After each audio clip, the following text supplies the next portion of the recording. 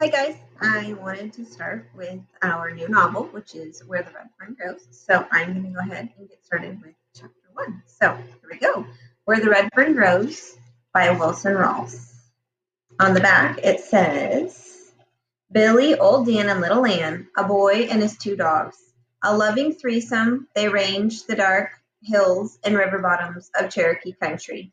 Old Dan has the brawn, Little Ann has the brains, and Billy has the will to make them into the finest hunting team in the valley. Glory and victory are coming to them, but sadness waits too. Where the Red Ferns Grows is an exciting tale of love and adventure you'll never forget. Here we go. Chapter 1. When I left my office that beautiful spring day, I had no idea what was in store for me. To begin with, everything was too perfect for anything unusual to happen. It was one of those days when a man feels good, feels like speaking to his neighbor, is glad to live in a country like ours, and proud of his government. You know what I mean? One of those rare days when everything is right and nothing is wrong. I was walking along whistling when I heard the dog fight. At first, I paid no attention to it. After all, it wasn't anything to get excited about, just another dog fight in a residential section. As the sound of the fight grew nearer, I could tell there were quite a few dogs mixed up in it. They boiled out of an alley, turned, and headed straight toward me. Not wanting to get bitten or run over, I moved over to the edge of the sidewalk. I could see that all the dogs were fighting one. About 25 feet from me, they caught him, and down he went. I felt sorry for the unfortunate one. I knew if something wasn't done quickly, the sanitation department would have to pick up a dead dog. I was trying to make up my mind to help when I got a surprise. Up out of that snarling, growling, slashing mass reared an old red-bone hound. For a second, I saw him. I caught my breath. I couldn't believe what I had seen. Twisting and slashing, he fought his way through the pack and backed up under the low branches of a hedge. Growling and snarling, they formed a half-moon circle around him. A big bird dog, bolder than the others, darted in. The hedge shook the tangled with the hound, and then he came out so fast he fell over backwards. I saw that his right ear was split wide open. It was too much for him, and he took off down the street, squalling like a scalded cat. A big, ugly cur tried his luck. He didn't get off so easy. He came out with his left shoulder laid open to the bone. He sat down on his rear and let the world know that he had been hurt. By this time, my fighting blood was boiling. It's hard for a man to stand and watch an old hound fight against such odds, especially if that man has memories in his heart like I had in mine. I had seen the time when an old hound like that had given his life so that I might live. Taking off my coat, I waded in. My yelling and scolding didn't have much effect, but the swinging coat did. The dogs scattered and left. Down on my knees, I peered back under the hedge. The hound was still mad. He growled at me and showed his teeth. I knew it wasn't his nature to fight a man. In a soft voice, I started talking to him. Come on, boy, I said. It's all right. I'm your friend. Come on now. The fighting fire slowly left his eyes. He bowed his head, and his long red tail started thumping the ground. I kept coaxing. On his stomach, an inch at a time, he came to me and laid his head in my hand. I almost cried at what I saw.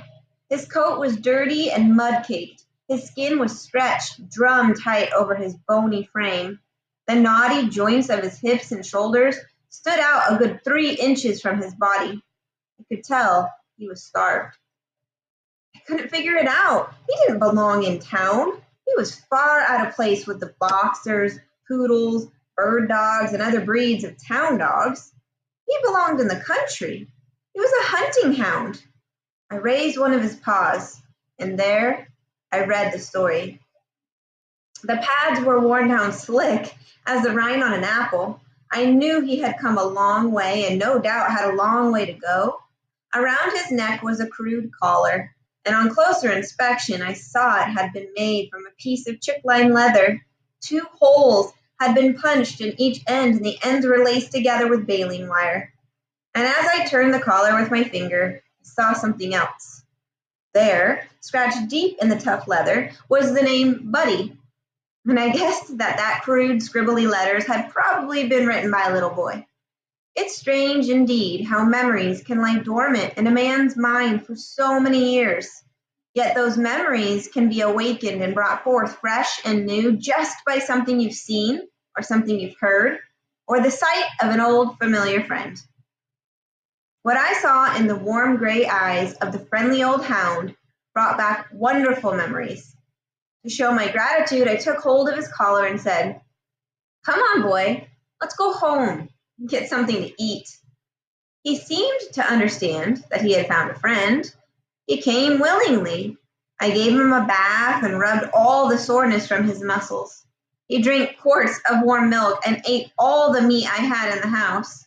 I hurried down to the store and bought more. He ate until he was satisfied. He slept all that night and most of the next day, and late into the afternoon he grew restless. I told him I understood, and as soon as it was dark, he could be on his way. I figured he had a much better chance if he left town at night. That evening, a little after sundown, I opened the back gate. He walked out, stopped, turned around, and looked at me. He thanked me by wagging his tail, and with tears in my eyes, I said, "You're more than welcome, old fellow. In fact, you could have stayed here as long as you wanted to." He whined and licked my hand. I was wondering which way he would go. With one final whimper, he turned and headed east. I couldn't help smiling as I watched him trot down the alley. I noticed the way his hind quarters shifted over the right, never in line with the front, yet always in perfect rhythm.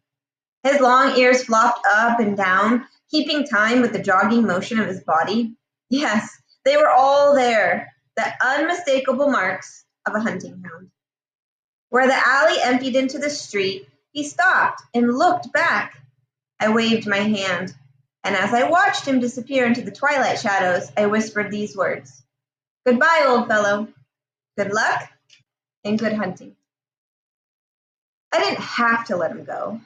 I could have kept him in my backyard, but to pen up a dog like that is a sin.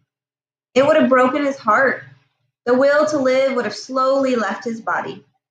I had no idea where he had come from or where he was going. Perhaps it wasn't too far, or maybe it was a long, long way.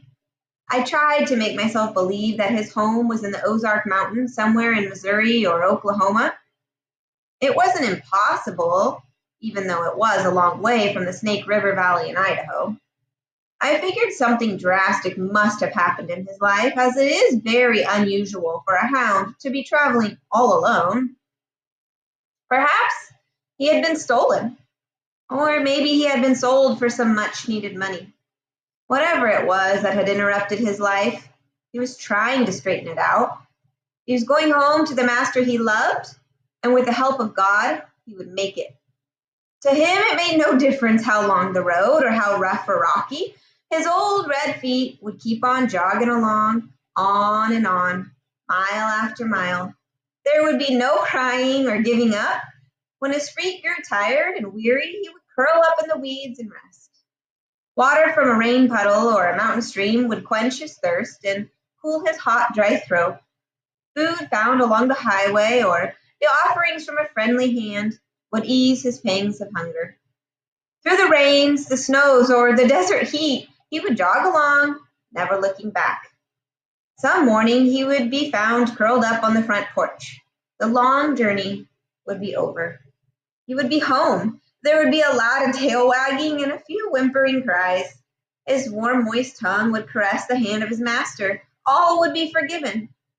Once again, the lights would shine in his dog's world. His heart would be happy. And after my friend had disappeared in the darkness, I stood and stared at the empty alley. A strange feeling had come over me. At first, I thought I was lonely or sad, but I realized that wasn't it at all. The feeling was a wonderful one. Although the old hound had no way of knowing it, He had stirred memories, and what priceless treasures they were. Memories of my boyhood days, an old Casey baking powder can, and two little red hounds. Memories of wonderful love, unselfish devotion, and death in its saddest form. As I turned to enter my yard, I started to lock the gate, and then I thought, no, I'll leave it open. He might come back. I was about halfway to the house when a cool breeze drifted down from the rugged Tetons. It had a bite in it, and goose pimples jumped out all over my skin. I stopped at the woodshed and picked up several sticks of wood. I didn't turn on any lights on entering the house. The dark, quiet atmosphere was perfect for setting the mood I was in. I built a fire in the fireplace and pulled up my favorite rocker, and as I sat there in the silence, the fire grew larger. It crackled and popped. Firelight shadows began to shimmer and dance around the room. The warm, comfortable heat felt good. I struck a match to light my pipe, and as I did, two beautiful cups gleamed from the mantel. I held the match up so I could get a better look, and there they were, sitting side by side. One was large with long, upright handles that stood out like wings on a mourning dove. A highly polished surface gleamed and glistened with a golden sheen. The other was smaller and made of silver. It was neat and trim and sparkled like a white star in the heavens. I got up and took them down. And there was a story in those cups, a story that went back more than half a century. As I caressed these smooth surfaces, my mind drifted back through the years, back to my boyhood days. How wonderful the memories were. Piece by piece, the story unfolded. Thank you guys. Chapter 2 will be coming up next.